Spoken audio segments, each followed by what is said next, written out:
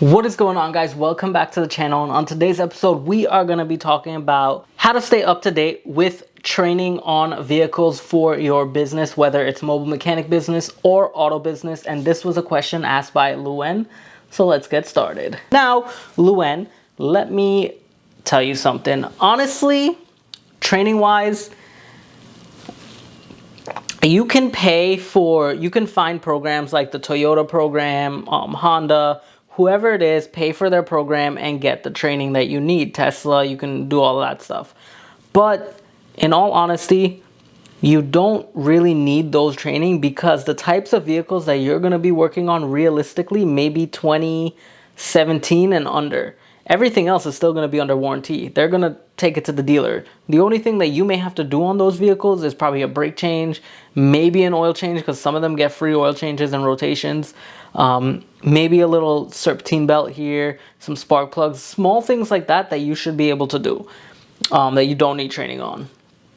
Now, when it comes to training, you have to know what specific niche of car are you trying to get trained in, because there's no training that's going to give you every car. It doesn't work like that. It's either you're going to get BMW, Mercedes, European, Japanese. What brand are you trying to look into to get that training? If you want training, like I said, you can pay for it. You can Google it, see what offers where. In how I used to do things was I had All Data or Mitchell on Demand. And anytime I ran into a problem that I didn't know, I went straight on All Data, went straight on Mitchell on Demand. I looked up the car's information, found the procedures that I needed, and followed those procedures step by step. Other than that, the most cars that I've dealt with was like 2015 and under. Sometimes I dealt with a 16 or a 17. But most of that, it was older cars. People just wanted to keep their vehicle running. They just wanted a simple tune-up, brake change. Like I told you, I never got too into heavy work. The heaviest work I've got into for a client was a head gasket for a Nissan Murano. And let me tell you something, that was hell. You have to remove the engine. After you remove the engine, that's just to like get the timing correct and stuff. I did it in the car, which everyone at Nissan, when they found out that I did it in the car, they were like, bro, you got guts to do that, because it takes a while. It's difficult.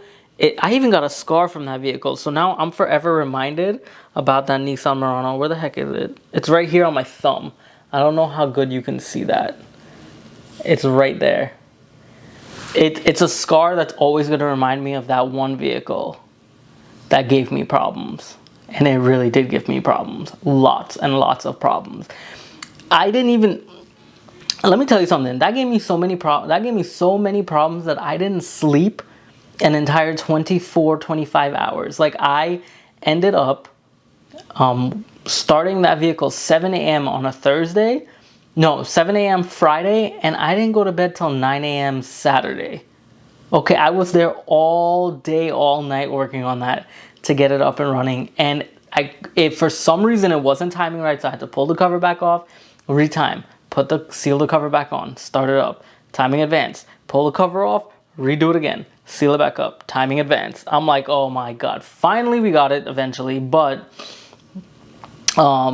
next time, for future reference, if I ever touch one again, which I probably won't, but it's easier to just remove the engine out the car and start that. So little things like that you can know. Plus, if you get in good with dealers and stuff like that, they can help you out. Whenever you need something, they will always want to go the extra mile for you and say, yeah, I'll help you out. I'll print out something for you. They don't care.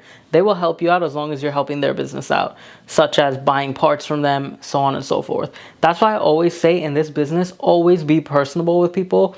Always be kind, always be courteous, because you don't know who you're going to run into, and you don't know where and when they will be able to help you in life. So always, always, always be good to people, and they will help you back. Trust me.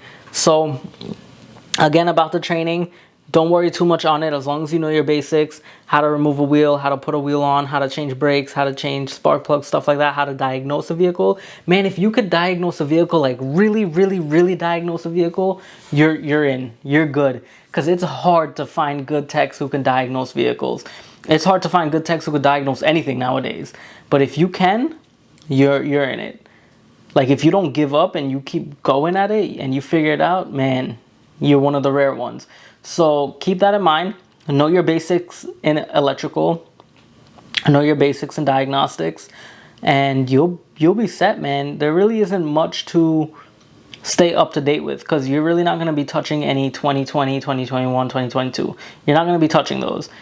Like I said, the most you'll probably touch is maybe a 2018, 2019. Maybe. Okay, but most of the time you're going to get older vehicles. So don't worry so much on training, but if it does bother you, look on Google, type in automotive Toyota training, BMW training. If I'm not mistaken, I think Mitchell On Demand and All Data does have some training on certain vehicles. But once you have those programs that can help guide you, you'll be set. So I hope this helped you, Luen. And if it did, please leave a comment in the comment section below. I appreciate to hear your feedback. And guys, make sure you like this video for the YouTube algorithm because you know your boy needs it and it helps push this channel up to the top. So I'll see y'all next time.